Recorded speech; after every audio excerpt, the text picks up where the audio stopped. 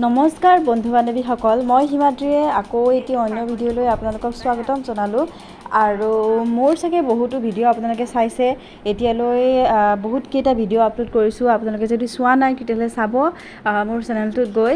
আৰু আজি মই এটা ৰেচিপি, সুন্দৰ ৰেচিপি লৈ আহিছোঁ আপোনালোকলৈ। হয়তো এইটো ইউনিক ৰেচিপি হ'ব মোৰ কাৰণে। আৰু মই আজি প্ৰথম খাম এইটো ৰেচিপি, মানে এই শাকবিধ হয়তো বহুতেই চিনি পায়, বহুতেই চিনি নাপায়, প্ৰায় মানুহে চিনি নাপায়। কিন্তু এই শাকটোৰ নাম হৈছে পনৌনোৱা শাক। আৰু পনৌনোৱা শাক আচলতে মানে সাধাৰণতে বিভিন্ন ধৰণৰ ঠাইত গজি থাকে, মানে য'তে ত'তে গজে আৰু য'তেই সুবিধা পায় এই শাকবিধে ত'তেই গজি যায়। য'তেই মানে সাৰুৱা মাটি বা কোমল মাটি পৰশ পায় তাতেই গজি যায়। আৰু আমাৰ মানুহবিলাকে কি কৰে, এইটো মানে কি বুলি কয়, এইটো মানে হাৰ্মফুল বুলি বা অপকাৰী বস্তু বুলি, অপকাৰী শাক বুলি উঘালি পেলাই দিয়ে। কিন্তু নাই, আজিৰ পৰা নকৰিব এনেকুৱা। আজিৰ পৰা মোৰ এই ৰেচিপিটো চাই লৈ আপোনালোকে নিশ্চয় এদিন বনাই খাব, তেতিয়াহ'লে গম পাব যে এই শাকবিধৰ উপকাৰিতা কিমান। আৰু মই এই শাকবিধৰ বিষয়ে বেছি বহলকৈ নকওঁ, কিন্তু যিখিনি মোৰ মানে জ্ঞানেৰে মানে ঢুকি পায়, যিখিনি মই জানো সেইখিনি আপোনালোকক জনাম। আৰু এইবিধ শাক ভালকৈ চাই লওক। এইবিধ হৈছে পনৌনোৱা, বাৰীৰ চুকে কোণে সকলোতে গজি থাকে। আৰু এবিধ মানে পৰম উপকাৰী বনৌষধি বুলি গছ ক'ব লাগিব, গোটেই ভাৰতবৰ্ষতে বিখ্যাত। আৰু ইয়াক মানে ইয়াৰ অন্য এটা নামো আছে পূৰ্ণনভা। ই মানে ভেষজ উদ্ভিদ হয়, য'তে ত'তে গজে। ইয়াৰ উপকাৰিতা বহুত আছে। আৰু ইয়াৰ বৈজ্ঞানিক নামো হৈছে বৌৰাভিয়া ডিফুচা ইয়াৰ বৈজ্ঞানিক নাম। আৰু ইয়াক মানে আয়ুৰ্বেদ শাস্ত্ৰত শূতঘ্ন নামেৰে জনা যায়।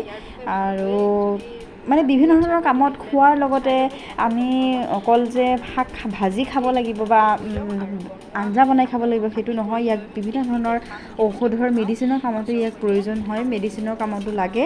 আৰু ইয়াত প্ৰস্ৰাৱ বন্ধ হোৱা বা কেতিয়াবা প্ৰস্ৰাৱ মানে মাইকী মানুহৰ, মহিলাৰ ক্ষেত্ৰত বেছিকৈ হয়, জ্বলা পোৰা হোৱা বা জণ্ডিছ, বৃক্ক ৰোগ, ৰক্তহীনতা, কফ, কাহ, এজমা, নানান ধৰণৰ বেমাৰৰ কাৰণে ঘৰুৱা মানে মেডিচিন হিচাপে এইটো মানে আজিকালি মানে বেছি স্থান পাইছে এই পনৌনোৱা উদ্ভিদবিধে।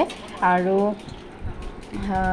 সেয়াই আৰু বৈজ্ঞানিকভাৱে ইয়াৰ মানে উপকাৰিতা বেছি। বৈজ্ঞানিকৰ লগতে ঘৰুৱাভাৱেও আমাৰ গাঁওবিলাকত বেছিকৈ যেতিয়া ঘৰুৱা দৰৱ দিয়ে তেতিয়া এই মানে শাকবিধৰ ব্যৱহাৰ কৰা প্ৰায় দেখা যায়।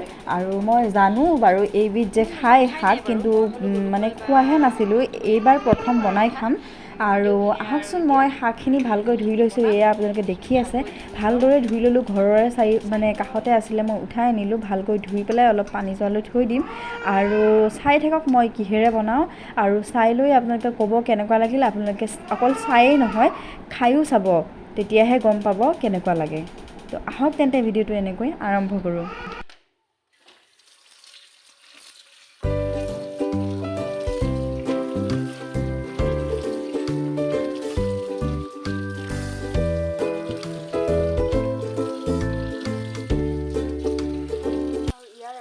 শাকটোৰ এটা ধুনীয়া গোন্ধ আছে, গোন্ধটো বিৰাট ধুনীয়া হয়, একদম ধুনীয়া লাগে গোন্ধটো। আৰু আপোনালোকে বনাই খাই চাব, সঁচাই বহুত ভাল বস্তু হয়। আৰু বিভিন্ন ধৰণৰ ঘৰুৱা দৰৱৰ কাৰণে, ঘৰুৱা ঔষধৰ কাৰণে এই শাকবিধ ব্যৱহাৰ কৰা হয়। আৰু জণ্ডিছৰ কাৰণে মোৰ মায়ে কৈছিলে, তেজপুৰৰ মায়ে, যে জণ্ডিছৰ কাৰণে বিৰাট ভাল বুলি। আৰু এইটো শাক যদি এনেকৈ খায় তেতিয়াহ'লে খুবেই ভাল। অকল যে মাছৰ লগত খাব লাগিব বুলি কথা নাই, কেতিয়াবা দাইলত দিও খাব পাৰে আপোনালোকে, দাইলত ভাজি পেলাইও দি খাব পাৰে।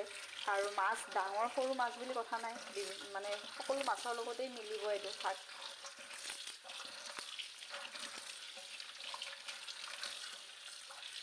যেনেকৈ টেঙামৰা শাক, অৰ্থাৎ মেচকা টেঙা, তাৰপিছতে এইটো কি কয়, পাহৰি থাকিলোঁ নহয়, নামটো পাহৰিয়ে যাওঁ, মধুসোলং, যেনেকৈ মাছৰ লগত খায় তেনেকৈ এইটো শাকো খাব পাৰে।